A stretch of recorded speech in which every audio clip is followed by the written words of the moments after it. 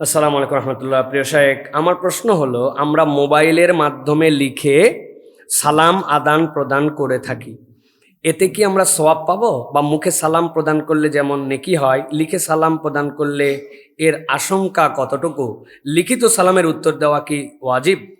প্রিয় ভাইয়েরা, প্রথম কথা হচ্ছে যে সালাম দেওয়া ইসলামের অন্যতম গুরুত্বপূর্ণ একটা ম্যানার।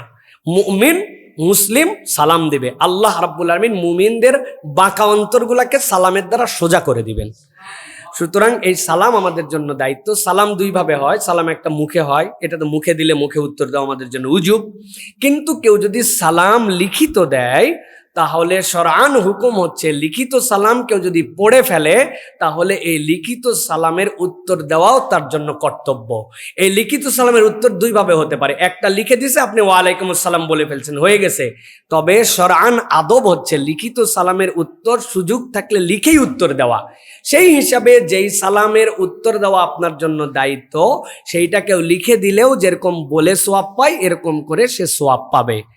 এইভাবে সে সোয়াবের হকদার হবে।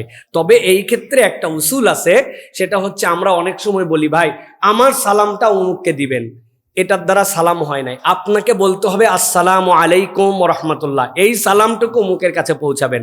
অনেকে এই কথাটা রাসূলুল্লাহ সাল্লাল্লাহু আলাইহি ওয়াসাল্লামের ব্যাপারেও বলেন। নবী করিম সাল্লাল্লাহু আলাইহি ওয়াসাল্লামের প্রতি আপনি যেখান থেকে দরুদ পড়েন, আল্লাহ নবীর কাছে পৌঁছায়।